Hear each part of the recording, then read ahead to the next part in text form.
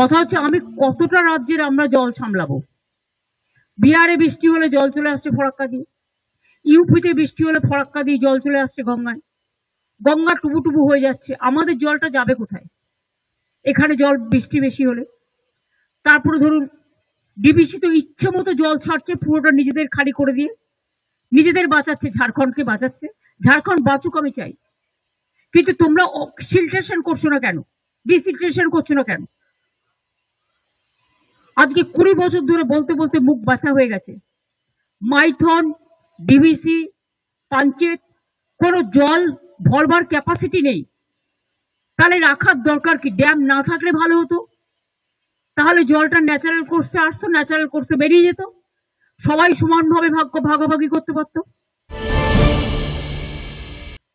Total আমরা face করছি, Dakshinbanga face করছে ডিবিসি, পাঞ্চেত, মাইথন। দুর্গাপুর ব্যারেজ দিয়ে জলটা ছেড়ে দিচ্ছে এবং আমাদের ব্রিজ থেকে শুরু করে সবকিছু ওই জলের ফোর্সে উড়িয়ে নিয়ে চলে যাচ্ছে। নর্থ বেঙ্গলেও যেটা হয়েছে, তবু ভুটান গভর্নমেন্ট কালকে আমাদের একটা চিঠি দিয়েছে দুঃখ প্রকাশ করে। দুঃখ ঠিক নয়, যে আমরা ওদের রিকোয়েস্ট করেছিলাম স্লোলি জলটা ছাড়তে, কারণ একটা জল যখন ছাড়ে আসতে 2-3 দিন টাইম লাগে। এমনিতেই যা ছেড়েছিল তাতে নাগরাকাটা পুরো উড়ে গেছে, ওদিকে ধূপগুড়ি, ওদিকে জলপাইগুড়ির আরো অনেকগুলো জায়গা, আলিপুরদুয়ারের কিছু জায়গা, মাটিগাড়া, দার্জিলিং, মিরিক, সবচেয়ে বেশি ক্ষতিগ্রস্ত হচ্ছে নাগরাকাটার মিরিক, জোরবাংলো, ওদিকে কালিম্পং ডিসকানেক্টেড হয়ে আছে। তার মধ্যে মনে রাখবেন আমরা টুরিস্টদের সব রেস্কিউ করেছি। ডায়মন্ড হারবারের একজন মিসিং আছে, অনেক দূরে ছিল,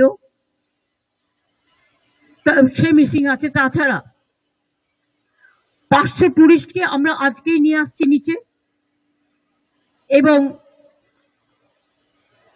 অলরেডি আমরা 45টা ভলভো বাসে টুরিস্ট যারা ওখানে ছিল তাদের কালকে নিয়ে এসছি। 250 জনকে আমরা শিলিগুড়িতে রাখার ব্যবস্থা করেছি এবং 500 জনকে আমরা 45টা ভলভো বাস এবং নর্থ বেঙ্গল স্টেট ট্রান্সপোর্টের বাসে আমরা তাদের নিয়ে আসছি। আর টুরিস্টরা যারা আসতে পারেনি এখনো পর্যন্ত, হোটেলগুলোকে বলা হয়েছে তোমরা কোনো খরচা নেবে না ওদের কাছে, দরকার হলে গভর্নমেন্ট দেখবে। কিন্তু ওরা বিপদে পড়েছে, ওদের তোমরা কেউ হোটেল ছাড়াও করবে না যতক্ষণ পুলিশ ওদের সেফটি রেস্কিউ না করছে। আর 2 হচ্ছে ওদের নিয়ে আসার দায়িত্ব আমাদের, কারণ অনেক সময় জলে মানুষের টাকা পয়সা, কাগজপত্র সবকিছু নষ্ট হয়ে যায়, সেসবগুলো তো দেখা দরকার আমাদের মানবিকতার খাতিরে, এটা আমাদের বুঝতে হবে। তাই আমরা তাদের ফিরিয়ে আনার ব্যবস্থাও করছি। সুতরাং অল টুরিস্ট আর সেফ এবং পুলিশ ওদের সেফলি রেস্কিউ করেছে।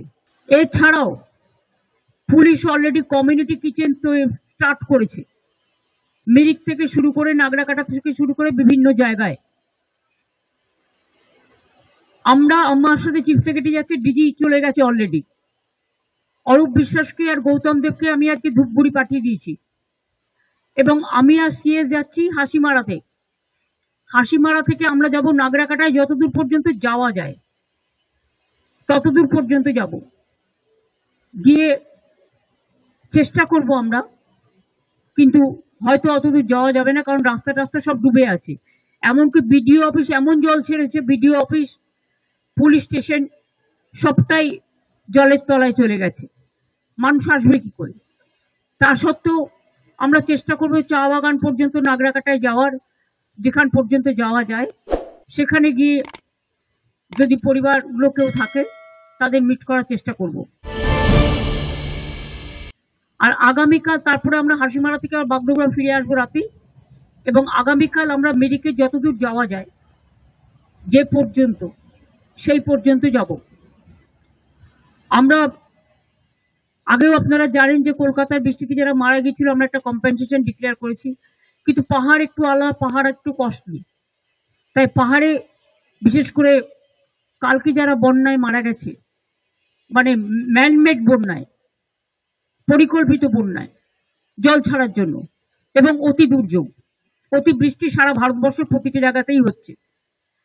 উত্তরাখণ্ড থেকে শুরু করে, বিহার থেকে শুরু করে, ইউপি থেকে শুরু করে, আর বাংলা তো নৌকার মতো, সব জলটা বাংলার মধ্যে এসে জড়ো হয় জিওগ্রাফিক্যালি। যদি ফরাক্কাটা ড্রেজিং করতো, যদি কলকাতা পোর্ট ড্রেজিং করতো, যদি হলদিয়া ড্রেজিং করতো, যদি ডিভিসি, পাঞ্চেত, মাইথন তারা ভালো করে যদি পলিগুলোকে সরিয়ে দিত, তাহলে কিন্তু এই জিনিসটা হতো না। অনেকটা জল ধারণ করবার ক্ষমতা তাদের থাকতো। তা সত্ত্বেও আপনাদের মনে রাখতে হবে, আমরা 5.5 লক্ষ পুকুর কেটেছি নতুন করে, 500 চেক ড্যাম করেছি, তাতেও কিন্তু অনেকটা জল আমরা সংরক্ষণ করতে পারছি। কিন্তু গঙ্গা সংস্করণ হয় না। গঙ্গা সংস্করণ নামে অত নমাই গঙ্গা, কত মুখে মুখে বাত, বড় বড় বাত, দিল কা বাত ভাষণ চলেছে, কিন্তু কাজের কাজ কিছু হয়নি। যে টাকা ভোটের টাকায় ঘুষ দেয় বিজেপি দল, গভর্নমেন্ট অফ ইন্ডিয়া, যে টাকায় ওরা ইলেকশন কমিশনকে পলিটিক্যালি কাজে লাগিয়ে, এজেন্সিকে কাজে লাগিয়ে ইলেকশনের আগে ঘুষ দেয়, সারা বছর কিন্তু দেয় না এই টাকাটা। আমাদের উন্নয়নের টাকাটাও গ্রামীণ রাস্তা থেকে শুরু করে, 100 দিনের কাজ থেকে শুরু করে, বন্যার টাকা থেকে শুরু করে, রাস্তাঘাটের টাকা থেকে শুরু করে, বাড়ি নির্মাণের টাকা থেকে শুরু করে সব বন্ধ। সর্বশিক্ষা অভিযানের টাকা থেকে সব বন্ধ।